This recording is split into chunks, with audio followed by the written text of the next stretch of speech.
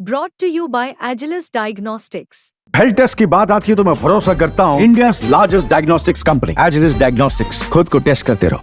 जब तक EVM machine रहेगी भाजपा सत्ता से नहीं जा सकती है। हाथ जोड़ के कह जाना चाहिए था खड़गे जी को, ये मेरे बस की बात नहीं है, आप किसी और को चार दे दीजिए।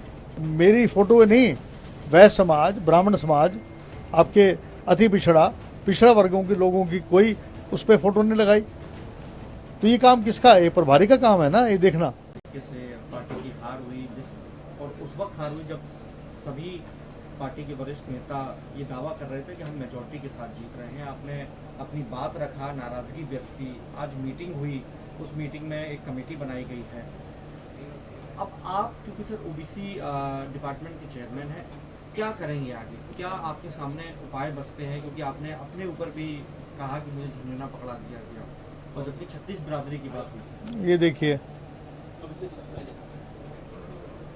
ये जवाहरलाल इंडिपेंडेंट है, लड़ रहा है, उसके साथ बीजेपी के लड़ रहा है। फिगर्स देखो, सबके सेम है, 6 तक सेम है। और उसके बाद अगर आप देखेंगे, जब आगे चुनाव हो रहा है, फिर मुकाबला किस में है? बीजेपी और कांग्रेस के बीच में। तो क्या ये फिगर्स सब सेम हो सकते हैं? 6 के 6 क्या बराबर वोट आएंगी? अब मुझे आप इसका बारे में बता दीजिए, मैं मान लूँगा कि सब बात ठीक है। और 99% जहाँ ईवीएम मशीन चार्ज है वहाँ पर जो है बीजेपी जीत रही है, जहाँ 70% है वहाँ कांग्रेस जीत रही है। तो ये तो टोटल जो है इसको इन्होंने मैनेज किया है। हमारे यहाँ 40 मिनट तक लाइट चलेगी, एलईडी बंद कर दिया, उसका आज तक कारण नहीं बताया क्या कारण है। बराबर में बाउल का खुला हुआ था। तो मेरा ये कहना है कि ईवीएम मशीन जो है भरोसेमंद नहीं है। जब तक ईवीएम मशीन रहेगी भाजपा सत्ता से नहीं जा सकती है। ये केवल एक इनका ड्रामा है।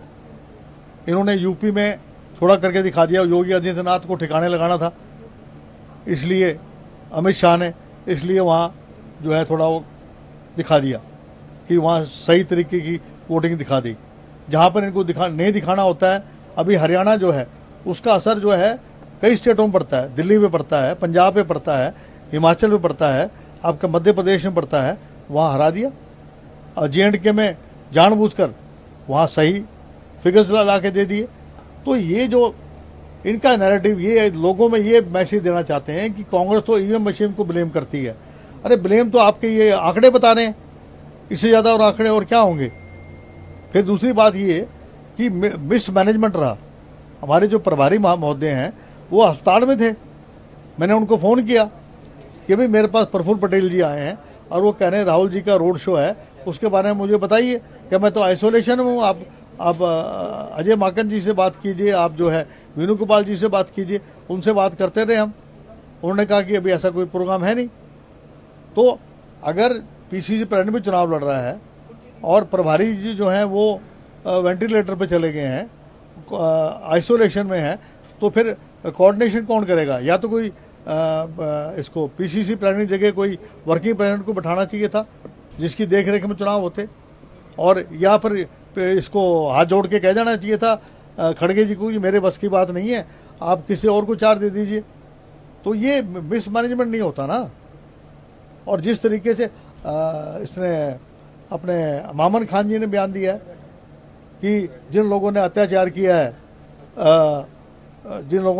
किया है मेरे ऊपर, चुनाव के बाद चुन चुन कर उनको बाहर निकालूंगा, उसका जो उन्होंने नैरेटिव ऐसा बना दिया जैसे हिंदू मुसलमान की लड़ाई होगी हो। हमारे क्षेत्र 7 लगता हुआ क्षेत्र है और हम 11 सीटें हार गए। ये तो एक इशू है, इशू तो और बहुत है। ओबीसी का चेयरमैन होने के नाते मुझे मैनिफेस्टो जब रिलीज किया तब नहीं बुलाया। मेरी फोटो नहीं, वैश्य समाज, ब्राह्मण समाज, आपके अति पिछड़ा वर्गों के लोगों की कोई उस पर फोटो नहीं लगाई।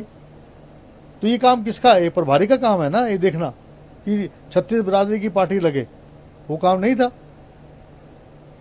सर, आप ईवीएम से ज्यादा खफा हैं या पार्टी के अंदर प्रभारी या पीसीसी चीफ से ज्यादा नाराजगी आपकी है? नहीं, मेरी नाराजगी ईवीएम मशीन पे तो सबसे ज्यादा है, लेकिन मिसमैनेज भी रहा। राहुल जी का कार्यक्रम बोल दिए, कह रहे थे रोड शो हो रहा है, और फिर कह रहे हैं कि रोड शो अभी कंफर्म नहीं है। प्रफुल्ल पटेल जी ने किससे पूछ के आए थे वहाँ कहने के लिए कि आपका रोड शो हो रहा है? फिर उसके बाद मैंने बात की विनोद गोपाल जी से, बड़ी मुश्किल से बात हुई मेरी, तो उन्होंने कहा कि ये ऐसा कोई अभी कार्यक्रम नहीं है, हम बताएंगे। फिर मैंने बीजू जी से बात करी, मैंने विद्यार्थी जी से बात करी, मैंने कहा भाई प्रोग्राम आपने बना दिया है, इसका मैसेज गल जाएगा। शैलजा जी का प्रोग्राम बना, उनको चॉपर नहीं मिला, वो आई नहीं। तो ये क्या है, मिसमैनेजमेंट नहीं है क्या? ये क्या है? ये कौन था जो पीसीसी में बैठकर, और मेरी डिमांड कई हलकों में थी। दादरी से मैं गया, वहाँ खुद गया मैं, मेरे पास उसने खुद फ़ोन किया।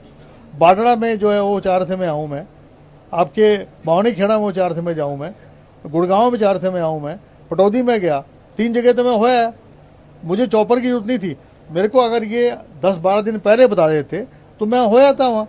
2 दिन पहले बता रहे हैं बेचारे जो कैंडिडेट्स हैं, वो कह रहे हैं कि आपको आना है। ये हाल है। सर, आपको लगता है कि पर्सनल इंटरेस्ट की वजह से कांग्रेस पार्टी ये चुनाव हार गई, और क्या आपके पास कोई ऐसे सबूत भी हैं जिस पे आप साबित कर पाए कि पर्सनल इंटरेस्ट था नेताओं का? नहीं, ऐसी कोई बात नहीं है, मिसमैनेजमेंट था। मिसमैनेजमेंट एक। तो क्या सर आप राहुल जी के सामने, अब राहुल जी भी आए यहाँ पर, हाँ। आपने समय मांगा है उनसे? नहीं, मैंने अभी समय मांगा नहीं है, जब वो देंगे तो उनसे मिल लेंगे। लेकिन सर, जिस तरीके से आपने खुलकर पार्टी का जो विरोध किया, इससे पहले शैलजा जी ने किया, आपको लगता है कि ये इससे आलाकमान नाराज होगा, या आप अपनी बात? भाई, अगर कोई नाराज होता है सही बात कहने पे तो नाराज हो जाओ। मैंने तो अपनी ज़िंदगी के जो हैं 35 साल अपने खून से सींचा है कांग्रेस पार्टी को। वो समझते हैं कि मैं गलत कर रहा हूँ तो मुझे हटा दें, कोई दिक्कत नहीं है। आप इस बात, मतलब आप बहुत भावुक हो गए इस बात को कह रहे हैं? हाँ, मुझे हटा दीजिए, मुझे कोई दिक्कत नहीं है मेरे को। मैं तो अपना आराम से काम करूँगा अपना। मैंने अपने जीवन में 6 दफ़ा मैं MLA बन चुका हूँ, फाइनेंस मिनिस्टर में रह चुका हूँ, मैं मुख्यमंत्री बनते बनते रह गया था मैं, ठीक है जी, और चेयरमैन रह चुका हूँ। पार्टी को लगता है कि मैंने कोई गलत बात कही है यहाँ आके, मैं अगर ये बात चुनाव के दौरान कहता तो आप मानते कि ये एंटी पार्टी एक्टिविटी है? मैं तो चुनाव की बात कह रहा हूँ कि कोई एंटी पार्टी एक्टिविटी नहीं है। ये बात कहना कि पार्टी की क्या खामी है, अगर हम खामियां नहीं बताएंगे तो कौन खामियां बताएगा? सर, यदि इस्तीफा देने की बात आए तो, क्योंकि आप तो अब खुल के ही कह रहे हैं कि मैं देने को तैयार हूँ, मेरे पास अब कुछ भी नहीं, मैं कई बार मेरे को जो मिलना था मिल गया। यदि अगर आप वाकई में किसी को जिम्मेदार मानते हैं तो किसको ज्यादा मानते हैं, और किससे इस्तीफा लेना चाहिए इस वक्त आलाकमान को? नहीं, ये तो टोटल ओवरऑलिंग होनी चाहिए आपकी PCC की और CLP की।